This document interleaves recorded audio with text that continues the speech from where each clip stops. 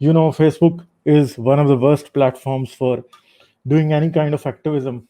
And when there are plenty of Muslims who are reporting you as hate speech or as anything that they deem, you know, correct, what they do is they can even report your profile for nudity when it does not have a single, even slightly objectionable, you know, picture on it or video on it. So this happens with atheists and free thinkers in Pakistan. The voice is rising. The people know now that atheists and free thinkers exist in Pakistan, but it is not easy. It is very difficult, and most of the times we have to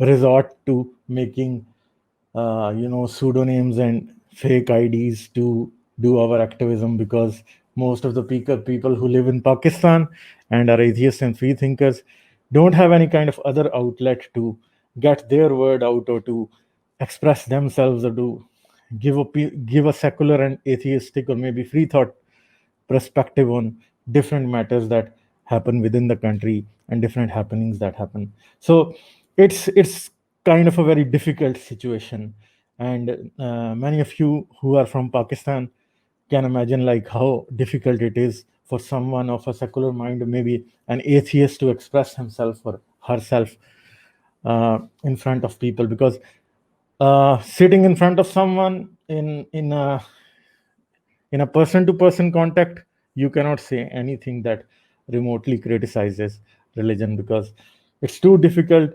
There are blasphemy laws, and blasphemy laws are life threatening, and only the laws are not life threatening. There are vigilantes who believe in vigilante justice, and they can kill people. This narrative is very old, but a new spirit has been ignited into this narrative, and one of the people uh, who did it in a most effective way, and he was successful to some extent, to most extent, because that was Khadim Hussain Rizvi. He died recently, like 3 4 days back. He succumbed to COVID, as far as I think, and as it has been reported, though on his death certificate no reason of his death was mentioned. Most probably, like, not most probably, as it is reported, he was brought to the hospital dead, and he had a kind of pneumonia. That is what they were saying. So if someone has a pneumonia and the cold has not really hit in Islamabad or in Punjab province of Pakistan, then you can know that the person most probably died of COVID. So this guy is dead now, but uh, there is the kind of work he did through social media. Even mainstream channels give him a lot of coverage. He had organized 3 or 4 very successful sit-in protests in Islamabad, and his narrative was that anyone who insults the Prophet of Islam should be killed. And their exact slogan was that anyone who insults our Prophet should be beheaded. गुस्ताख रसूल की एक सजा sir तन से जुदा. So this was his narrative, and this narrative has gained a lot of popularity in the recent years. As we can see that even millions of people were there at his funeral, and this funeral was took place in the vicinity of, or at, what you say, Minare Pakistan. That was basically the place where the first kind of resolution was passed by Pakistan Muslim League to make Pakistan a separate country for the Muslims. So this in 1940. So this premises of Pakistan, Panare Pakistan, was given for his uh, his funeral, and people from all over Pakistan came, especially from Punjab. And according to some reports, like it is exaggerated, because I've seen the drone footage of how big this funeral was, and I can see that they are saying that it could have been 7 million. I would say it was hardly 1.5 or 2 million. It was not that big, because they have been claiming that it was 7 million. So people are really scared, and even when I heard at first that it was 7 million, so I was kind of shocked because 7 millions is a lot of people. And even today, one of his media cells, Khadim Hassan Rizvi's media cell, his his social media handle was saying that it was 1.5 crore people, like 15 million people. So it was not 15 million people. This is totally wrong. I think it could have been 1.5 to 2 million people there. So it was really, really, it could be termed as one of the one of the biggest funerals ever took place in Pakistan. So it's kind of horrific for people like me or people who have a secular point of view, or who are not dogmatic, or who do not give value to someone else's dogma. Because why? Because we know that there are so many people in Pakistan who believe in killing anyone who criticizes Islam in any way, especially the persona of Prophet Muhammad. If it is criticized, then that person who is criticizing could face death. He could succumb to some kind of vigilante justice. And this has been happening again and again and again, repeatedly. Each month we see one, or at least we are seeing for the last 2 3 years, we are seeing some, each month there is some incident of some vigilante killing by these so-called lovers of the prophet, or the people who love the prophet.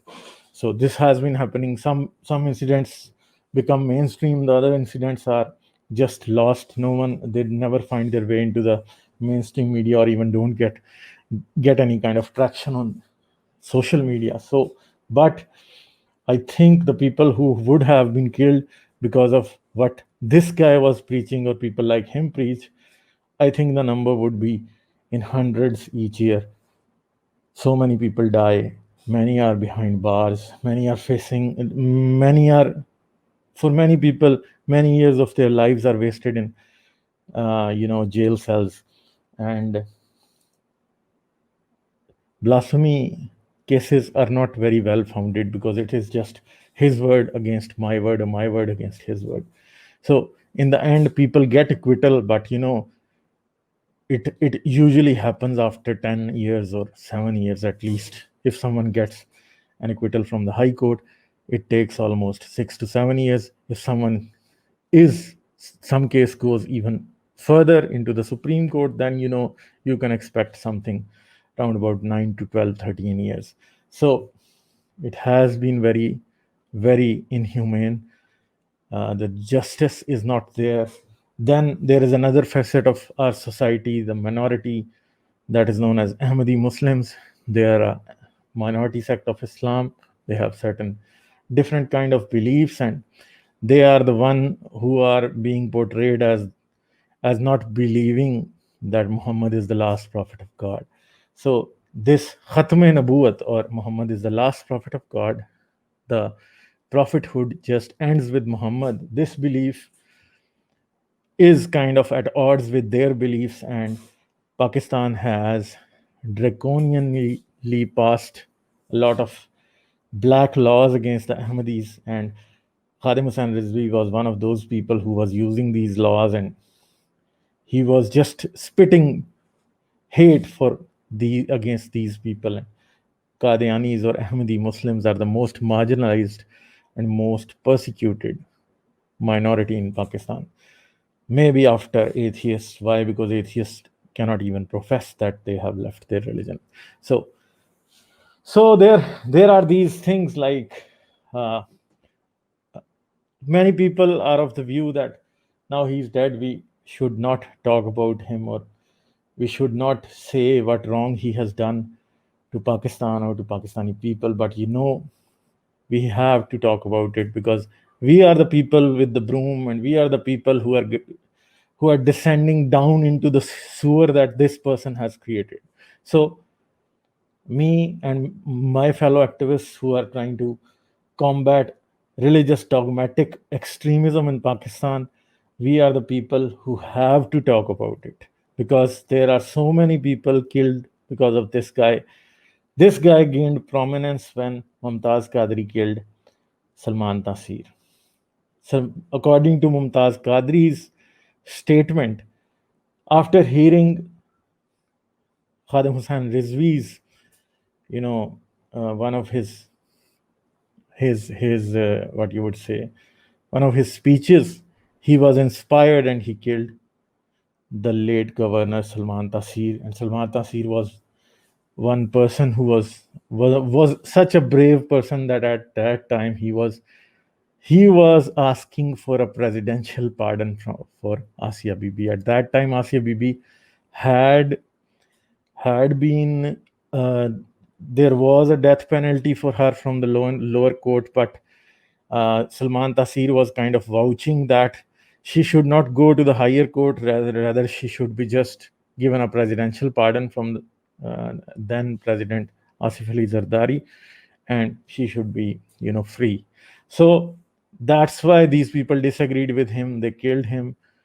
In the end, I consider Khadim Hussain Rizvi and the people of his what you would say thought responsible for the death of Salman Taseer, and I consider him to be directly responsible because when later on Mumtaz Qadri was booked in a anti-terrorist court for killing Salman Taseer, what happened was that this guy was all together with his family. He had hired a lawyer for him. Not a lawyer, but an army of lawyers to get Mumtaz Qadri freed, but it never happened because the government also knew that such people cannot be tolerated. Otherwise, everyone is going to kill their bosses and claim that they are blasphemers. So, in the end, what happened is Mumtaz Qadri was hanged to death, and when he died, this guy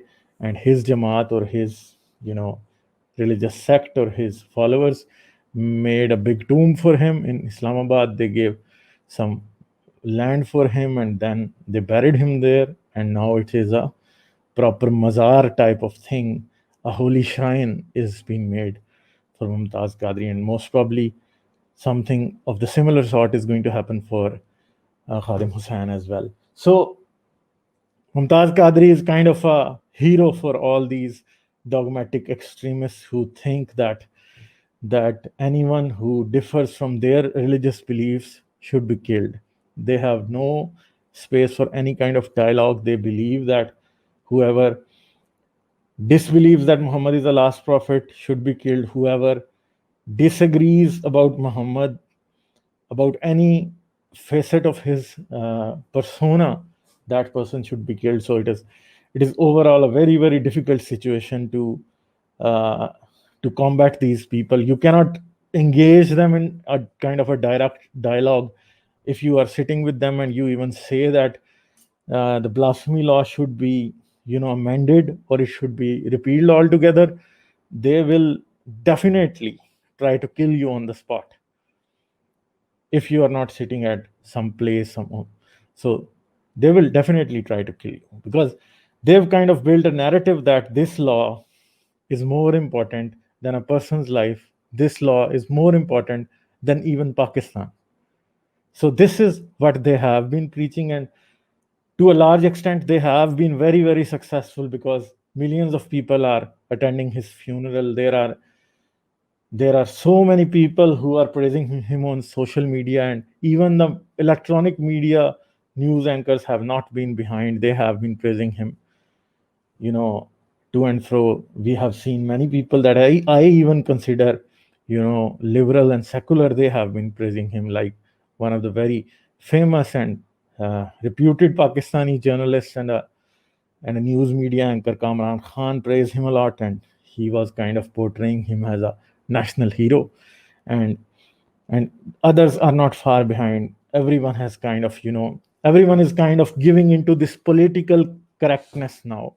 So I can understand if it's not easy to be in the shoes of a person who gets asked a lot about these things, like what are your thoughts about Khadim Hussain Rizvi, and especially at the moment when he has just died. So I know that these people are in a lot of difficulty, but you know I am I'm kind of a bit scared here that when he was alive, he was kind of a very, toxic person, and it was much more easy to speak against him and to criticize him. But as now he's dead. Even so, some people in our camps are also saying that he should not be criticized because he's dead. So I totally disagree with this kind of narrative, because the kind of damage that he has done to the Pakistani society. If we are criticizing Ziaul Haq today for all the Islamization that he brought into Pakistan, so why not criticize this person who has made this blasphemy a mainstream issue? He had kind of made this blasphemy issue as the most important issue for people living in Pakistan. So they don't have good jobs, they don't have healthcare, they don't have good education, they have nothing. But still, for them, all these things don't matter. The only thing that matters for them is the disrespect of Prophet Muhammad.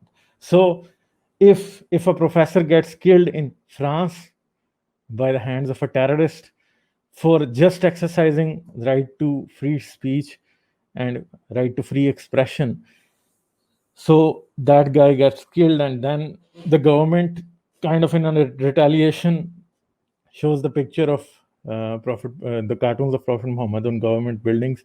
So what happens in the end is there are 1 million people marching on Islamabad, and they are trying to hold Rawalpindi and Islamabad hostage because of what has happened in France. Pakistan government or the people of Islamabad and Rawalpindi were not the ones who had done what has happened in France as a retaliation to the killing of Samuel Paty, but they are the ones who are being punished for it. And it has not happened only this time. At least 3 times before, this guy held Islamabad and Rawalpindi as hostage, and there was no people were not able to travel between Islamabad and Rawalpindi. So it is a kind of a very sorry situation where some people who are on electronic media and cannot exercise the liberty as we are exercising, they cannot criticize Khadim Hussain Rizvi. So that makes it even more important for people like us to criticize him. If he's dead, he hasn't left a garden for us. He has left a pile of burning rubbish for us. And this rubbish pile has just started to catch flames. And I think if this narrative gains more popularity, it would end many more lives in Pakistan. Many more innocent people are going to die. Already, this inhumane narrative is on the rise, and people don't even want to think about forgiving people who have a different kind of religious ideology from them. So it's a very, very, very, very difficult situation. We are walking on a tightrope. No one has any kind of liberty. If you say anything remotely against Islam on internet, or even on social media or on electronic media, you face real repercussions. Your life is in danger and you can be killed. So I would name only a few people who have been affected by Khadim Hussain Rizvi, whose lives have been changed, who have been killed. So Salman Taseer was one. Mashal Khan was another. Shabaz Bhatti was a very beautiful soul that we lost. Then Shama and Shahzad, two, a man and a woman, they were killed because of the same narrative that blasphemers should be killed. They were very, very poor people. They were brick layers. They worked on a brick factory, and both of them were first tortured, then their clothes were removed, they were dragged nude behind a vehicle, tied to a vehicle and dragged nude in the village. And this woman Shama was 7 months pregnant at that time, and in the end, naked and with broken legs, they were thrown into the same oven of the brick factory, and both of them were burnt alive. So it was a horrible, horrible incident. Like There are rarely any other incidents that compare to this kind of, you know, horrific brutality in Pakistan. Mashal Khan was so brutally killed. He was a very promising and a very intelligent young youth who claimed to be a humanist. He was killed. Shabaz Bhatti knew that things were getting very difficult for him, because as soon as Salman Taseer, I remember the day that Salman Taseer was killed, and Shabaz Bhatti was on a TV channel, and I heard that he was saying that Salman Taseer is a shaheed, he's a martyr, and blasphemy law is brutal. He kind of used some words that cannot be even said to be very extreme. So at that day, I thought, okay, I really feared that day for Shabaz Bhatti's life. And I had an opportunity to meet him once when he was a minister for minorities, and he was a really gentle human being. He was a beautiful soul, I could say, and he was very courageous. He was even at that point, I kind of felt that he was a hero. Why? Because when he died, I was really like, I was so sad. Salman Taseer, I was really sad that he died. But Shabaz Bhatti, why I was more sad when Shabaz Bhatti died? Because Shabaz Bhatti had no security. He was like a common man. He had he Salman Taseer was governor of the largest province of Pakistan, and Shabaz Bhatti was a minister for minorities. And in a country like Pakistan, minister for minorities is a nobody. So he truly was a nobody. So I went to his office. I saw that he did not had much, even there was no protocol even. There was not much security. There was just one security guard that I saw. So I truly feared for his life, and I knew that something could happen to Shabaz Bhatti. And in between, Shabaz Bhatti was in Rome, so I thought, okay, he's in Rome. Maybe he's not coming. He is most of the times out of country. But when he got killed, like, I knew that he would have been killed. I really feared for Shirin Rahman, that she would be killed, because, and Fauzia, I don't remember the complete name of this lady. She was also uh, a parliamentarian from Pakistan People's Party. She died, I think, 2-3 years after that. And both of them were then. Shaila Raza was very outspoken on national media.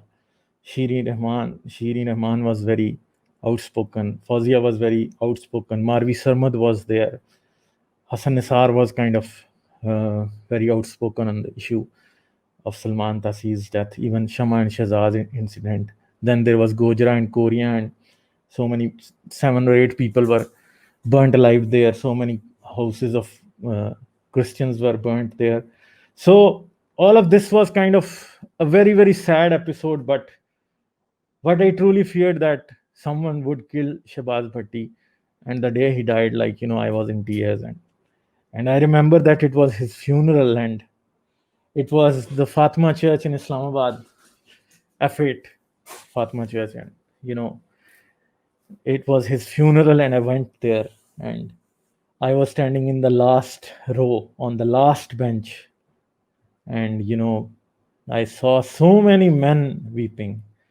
And being a minority, I can tell you, like, it was like I felt really powerless. And I was kind of feeling that in Pakistan, minorities are just, insects.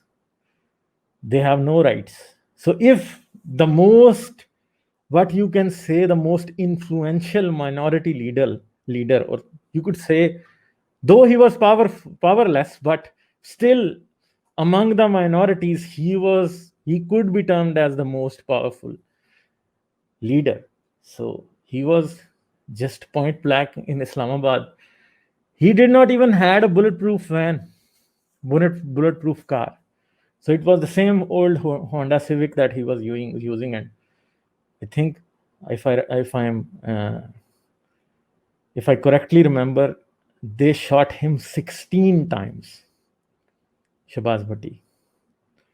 So it was really horrific for me. I was really scared. At that point, I was thinking that Pakistan is totally unlivable for any person who belongs to a religious minority. And time again, this view of mine, this fear of mine, has been confirmed. It has been hardly during the last 10 years. I can hardly no. I cannot even give one thing that I would say went right for Pakistani minorities. From the abductions of young girls, forceful conversions, all these things. These things have been. This attitude is aggravating now. It's increasing. I think 10, 15, 20 years ago, a normal Pakistani did not know about the blasphemy laws. They did not know that what Sharia said about blasphemy. They did not know how many hadiths there were that said a blasphemer should be killed. What is written in the books of Sira, what is written in Ibn Hisham, what is written in Tarikh Tabri. No one knew that. But Khadim Hussain just made all of this, I would say, very dangerous knowledge public. So now every child who is just 10 years old or 7 years old, you can find so many videos on YouTube in which a 10-year-old or a 7-year-old is saying Gustakh Rasool ki ek saza sartan se juda. So can you imagine, like, the people who truly fear that this law can be used against them, how do they feel? Is there any do you have any kind of words that can make them feel a little bit better? I think no, I don't have. And I think no one has. Why? Because this narrative is becoming, this narrative is kind of becoming a narrative of a rabid dog. And this barking never ends. It just keeps on going and going and going. And just when they say labak, labak, labak, so it feels like some horrible animal is wailing war cries before it is going to attack you. So this is how Pakistani minorities feel. This is what they are going through.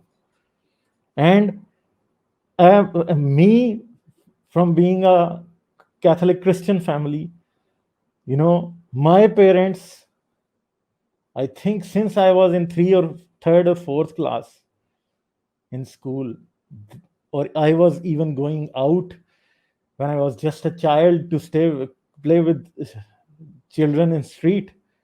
Maybe hardly I was 10 years old, or maybe even before that, I don't remember. My mother and my father always used to say that even if someone says that you are a Christian and Christians are this and Christians are that, you cannot say anything about their religion. So this fear is taught to every child who is in Pakistan, and now it has amplified. Those were the 90s. There was no social media, there was no YouTube, there was no Mumtaz Qadri, there was no Khadim Hussain. But still, Pakistani minorities were, they were scared. They were truly scared. They talk about Islamophobia. The fear that Pakistani minorities have, it is not a phobia. It is a true fear. True fear of Islam, true fear of a mullah, true fear of an Islamia teacher. Because they have power on you. They got the power. They have people who are going to back their any unbased, untruthful, false claim against you. If even a child who is 10 years old says that other 10 years old child has said something against Islam, the Maulvi is not going to say anything. He's just going to believe, and he is going to file a blasphemy case against that child. So there was a child who was just 11 years old. His name was Barkat Masih. Back in 1994, there was a case registered against him. And when he was 13 years old, the trial court ruled that this 13-year-old boy who never knew how to write or read should be sentenced to death. So this is one of the examples where even the minors are not safe from this horrible law. It is so horrific. And this is not only what I'm not talking about what happens legally or what the law, this blasphemy law. I'm not talking about the situations that this law creates. There are many other situations that are much more difficult, where people are beaten, where people are lynched to death, where mobs attack your houses and they burn them, where mobs burn not one church but 3 4 churches in a Christian population. It has happened in Shantinagar, it happened in Gojra, it happened in Chenab Nagar, it happened in so many places. And this thing, it seems to, it looks like that it is not never going to stop. It is just going, it will just keep happening again and again. And even if you, let's say today, Pakistani government has that much courage to just repeal these blasphemy laws, will the minorities of Pakistan be safe? I fear even then they wouldn't be safe. Even then, there will be people will die. And now this kind of, this parasite of blasphemy that was injected into Pakistani masses about some 30 odd years ago, it has come of age now. This is the blasphemy era in Pakistan. Now people are being, they now false accusations of blasphemy are coming up every day. This is a serpent that is raising its head again and again and again. And no one in Pakistan, not the establishment, not the politicians, no one has the will to deal with this problem. And I don't see in near future anyone being, uh, able to deal with this problem. It is growing. It is growing and growing and growing. But this is not a real problem. It is a made up problem. All the all the all the narratives which propagate hate, these things are always fake. These problems are always, if some leader is instigating one facet of the one portion of the population or the majority against the minority, basically this is hate. And hate never solved any kind of problem in the world. I challenge you, throughout the history, tell me that any problem that was solved by instigating hate into a group of people. Never. It has never happened. And Islam is kind of a hateful ideology. It propagates hate. It is kind of, it's too much. So this is how it is. I don't know, like, half an hour can never be enough to sum up what happens in the name of blasphemy in Pakistan. Because this issue, it's too much of an issue. It's a really huge issue. But who gives a second thought about a few people from the minority dying? No one. Salman Taseer's death was a news. Shabaz Bhatti's death was a news. But day by day we are becoming desensitized. Why? Because what is happening, even when some 14-year-old girl is abducted by mullahs and she is forcibly converted to Islam, so we are getting desensitized about it. I think we have reached that point where people don't even give it a second thought. And when someone gets killed in because of a blasphemy allegation, so then what happened? Then what happens? You know, the death has to be horrific. It has to be horrible. We need some dead bodies. We need some burnt bodies. We need some burnt children. We need some mother who is dead, and her 2 year or 3 year old is weeping, and then we would have enough, we would feel enough moral responsibility to condemn such a thing. So even the people who feel that blasphemy law is wrong somewhere, day by day they are getting desensitized, and the sensitivities are going just down the drain. And in the end, what is going to happen, we don't know, because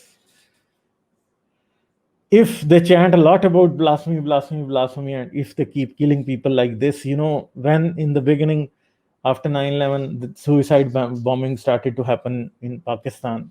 So at first, their suicide bombing was a huge issue. Second time, people paid much attention to it. Third time, people gave much attention to it. Then even when 100 people were dying in a day, people were not paying that kind of attention. So it was kind of, in between all of that, when the Marriott blast happened, I was in Blue area at that time in Islamabad. So when this bomb exploded, so it was kind of, it felt like that maybe there was a blast at just 100 meters from us. So it was so big. And then I received a call from my father. I was outside, and he said, there has been a blast at Marriott, and there is fire there, and this is huge. So don't go towards that area, because I was in Blue area, and so he said, don't go towards that area. So he told me that whatever you are doing, just come home at once. So it was a lorry full of explosives that hit the Marriott hotel gate, and even the barrier stopped it, and even then the hotel was on fire. Even then the people on first, second, third floor died because of it. It was such a huge thing.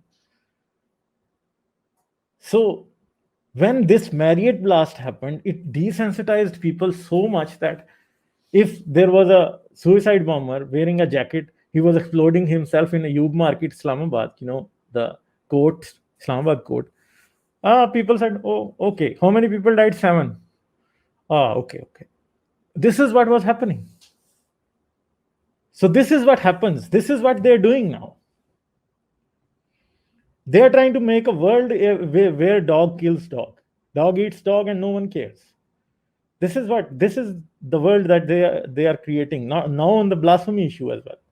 So I don't know where this is going to go. This is really sad, and it really troubles me, and that's why I hate people like Salman, this Khadim Hussain Rizvi, and even if he's dead, I'm not going to stop criticizing him. I'm going to talk about the world he created. What he has left behind is blood and tears. This is what he has left behind.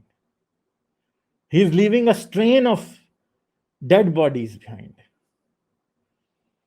So I will always condemn such people, and I can never say that I have any kind of I don't feel that this person has died and I should be sorry for his death. I'm not sorry for his death. Why? Because when I think about his death, then so many people who died because of him come into my mind. And even today I'm sad about Mashal Khan's untimely death, Shabaz Bhatti's death, Salman Taseer's death. And Junaid Hafiz had a lawyer. My name is skipping my mind. He was such a brave soul that he was receiving so many death threats for just representing Junaid Hafiz in the court. Rashid Rahman. So this guy was killed in his chambers. He was receiving death threats for the last 6 months, and he was asking for security, and he was provided with nothing. So this guy, Rashid Rahman, the brave lawyer, what did he get out of it? What did he get out of fighting for this justice for Junaid Hafiz? But still, there are people, there are lawyers who are fighting for such grave injustice in Pakistan. These people are still doing their jobs. These people are my heroes. They are my heroes. They are the people for whose life I fear, for who I think, okay, if someone kills them, what is going to happen? You know, these are the people that I really think about. Rashid Rahman is the one who most of you would not even know, even people living in Pakistan would not know who Rashid Rahman is. So do Google him for once. Rashid Rahman, Google him and see what a brave soul he was and how he stood for justice. And in his cause for getting justice for Junaid Hafiz, this guy died. So he is one hero who is on the same level as Salman Taseer. So these are the people who are heroes, not of Islam, not of any other religion, but heroes of the whole humanity. And then we have another hero that was termed as a bastard by Khadim Hussain Rizvi. And who this guy was? This guy is the pride of Pakistan, Abdul Sattar Idi, who was the person who cared for the people who had no one. Whenever there is a suicide bomber or some kind of Islamic extremist, Islamic terrorism, who are the people first on the spot? Those are the first responders from the Eidi Foundation. Their ambulances, their oxygen cylinders, their CPR machines, their defibrillators, they are the people who pick up the dead bodies. They are the ones who give them shrouds, and they are the ones, even at times when no one is able to recognize that who this person was. They are the ones who are burying those people. So this guy was saying that, what did Abdul Sattar Idi give to Pakistan? He was raising illegitimate children as his own. So this is the kind of narrative that Khadim Hussain Rizvi gave to Pakistanis. Just hate. There's no empathy. He denounces empathy. So these people are so dangerous that it's hard to imagine, like, how can you get so much hate in you? But then I'm saying that how can one get so much hate in them? The answer is simple. It's religion. Religious dogma can make you the worst person in the world. Religious dogma can make you the worst person in the world. You don't need to be, you don't need anything else to be the worst person in the world. Yeah.